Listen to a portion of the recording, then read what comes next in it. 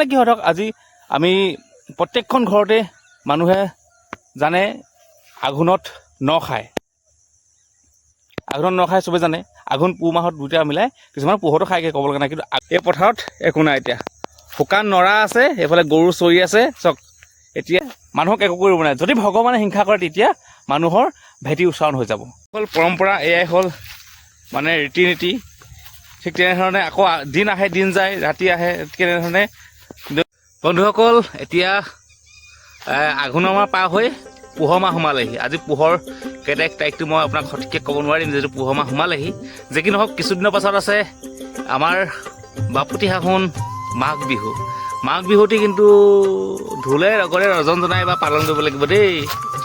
এই গোটেই দেখিছে, গোটেই পথাৰখন সেউজীয়াৰ পৰা সোণালী হ'ল। এতিয়া কি হ'ল বাৰু গম পায়নে?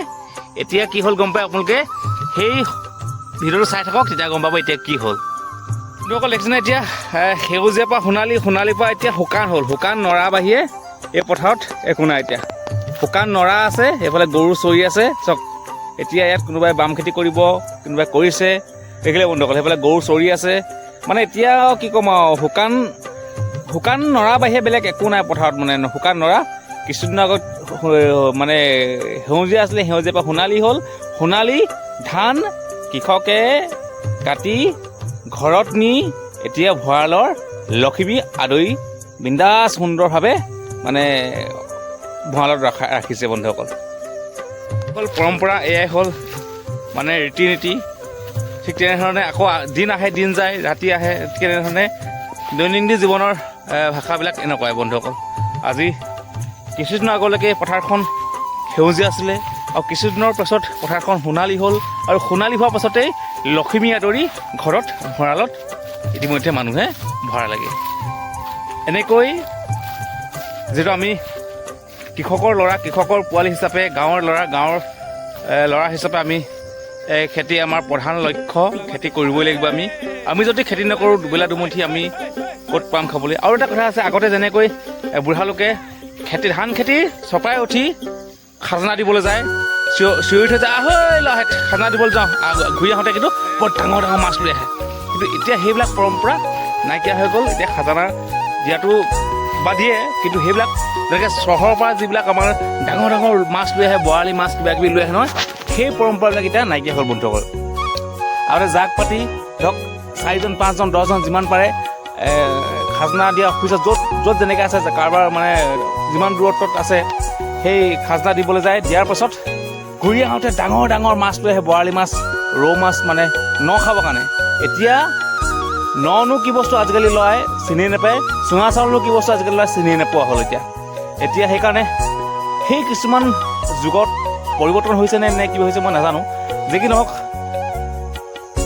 আগৰ পৰম্পৰা এতিয়া পৰম্পৰা প্ৰায় মানে আকাশ পাতাল পাৰ্থক্য হৈ গৈছে বন্ধুসকল। সেইকাৰণে মই কওঁ মানুহে সদায় কেতিয়াও মানে মানুহক হিংসা কৰিব নালাগে।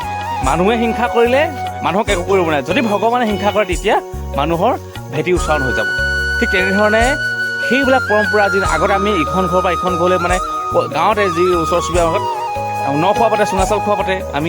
আমাৰ ঘৰত যদি আজি পাতে নেক্সট ঘৰত কাইলৈ পাতিব। সিহঁতে মানে চবৰ ঘৰতে নিমন্ত্ৰণ থাকে। ৰাতি একদম 9-10টালৈকে মানে বিন্দাছ আপোনাৰ চুঙা পুৰি মেলি, চুঙা চাউল ভৰাই পুৰি মেলি চব হেৰি কৰোঁ। আজিকালি ল'ৰাই এই ন খোৱা কি বস্তু কি কথা এইবিলাক চিনি নাপাব, এনেকুৱা হয় মানে। এতিয়া ল'ৰাই কি হ'ল ডাইৰেক্ট ফাষ্টফুড চিনি পায়, চাওমিন, ফাষ্টফুডৰ বস্তুবিলাক চিনি পায়। ননো কি আকৌ ডাঙৰ ডাঙৰ বৰালি মাছ লৈ আহিব, বৰালি মাছ একদম পূৰা মানে এনেকুৱা ডাঙৰ মাছ লৈ আহে নহয়, যাতে আজিৰ যুগত আপোনাৰ ওলাই গ'লে মাছ মাংস পায়। কিন্তু আগতে সপ্তাহত মাছ মই খাবলৈ পাওঁ, বা গাঁৱত ক'ৰবাত যদি হাঁহ এটা এই 3-4 লগ ভাগ কৰে, ছাগলী এটা ভাগ কৰে, তেতিয়া খাব পাওঁ। এতিয়া প্ৰত্যেক দিনাই ওলাই গ'লেই আপোনাৰ মাংস, কিন্তু মাংস হ'লে কি হ'ব উপায় নাই। কিন্তু সেই পৰম্পৰাবিলাক এতিয়া নাইকিয়া হৈ গৈছে। আগতে যেনেকৈ আপোনাৰ খাজনা দিবলৈ সুৰ মাৰি এডল ওলাই যায়, খাজনা দিয়াৰ পাছত একদম ঘূৰি আহোঁ ডাঙৰ ডাঙৰ বৰালি মাছ বা কিবা কিবি ডাঙৰ মাছ লৈ আহে।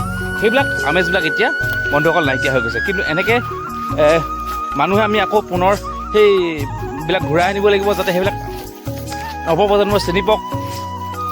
চুঙা চাউল খোৱা কি বস্তু, ন খোৱা কি বস্তু নৱপ্ৰজন্মই চিনি পাওক। চিনি পালেহে আমাৰ মানে ভৱিষ্যতৰ দিশবিলাক মানে হেৰি ভাল হ'ব। এতিয়া আমি যেনেকৈ ফাষ্টফুডত যিমান গুৰুত্ব দিওঁ, সেই গুৰুত্ববিলাক আমি অলপ কমাই দিব লাগিব। কমাই মানে কি হয় ধৰক আজি আমি প্ৰত্যেকখন ঘৰতে মানুহে জানে আঘোণত ন খায়, আঘোণত ন খায় চবে জানে। আঘোণ পুহ মাহত দুইটা মিলাই কিছুমান পুহতো খায়গৈ ক'ব লগা নাই, কিন্তু আঘোণত ন খায়, নামঘৰত খায়, ন চাউল লগোৱা বুলি কয়, প্ৰসাদ মানে দিয়ে। ঠিক তেনেধৰণে আজিকালি ল'ৰাই, সেইকাৰণে মই এটা কথা কওঁ, আজিকালি ল'ৰাবিলাকক সেইবিলাক কথা শিকাব লাগে যে আমি চুঙাত বৰা চাউল ভৰাই পুৰি সেইটোক চুঙা চাউল বুলি কয়। ঠিক তেনেধৰণে আমি সেইবিলাক পাইছিলোঁ, কিন্তু এতিয়া আজিকালি সেইবিলাক পোৱাৰ বহুত টান। কিছুমানে পায়, অকণমান নাপায় বুলি নকওঁ, বহুত টান। কিন্তু সেইবিলাক সদায় আমাৰ ৰীতি নীতিবিলাক মানুহক দেখুৱাব লাগে।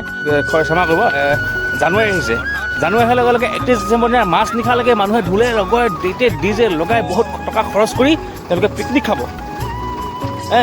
কিন্তু মাঘৰ বিহুটো আহিব, ঘৰৰ 4-5জন 3জন মানুহে পইচাকেইটা খৰচ কৰি মাঘ বিহুটো খাবলৈ বেয়া পায়। কিন্তু ডিচেম্বৰ 31 ডিচেম্বৰটো আপোনাৰ সেইটো এজনে 1000 টকা খৰচ কৰি খাব, কিন্তু মাঘৰ বিহুটো 4-5 দিনে 1000 টকা খৰচ কৰি খাবলৈ বৰ টান পায়। সেইকাৰণে মই কৈছোঁ, আমি কিছুমান আমাৰ নিজৰ পৰম্পৰা ৰক্ষা কৰি আমি কাম কৰিব লাগিব, তেতিয়াহে আমি উন্নতিৰ পথত আগুৱাই যাব পাৰিম।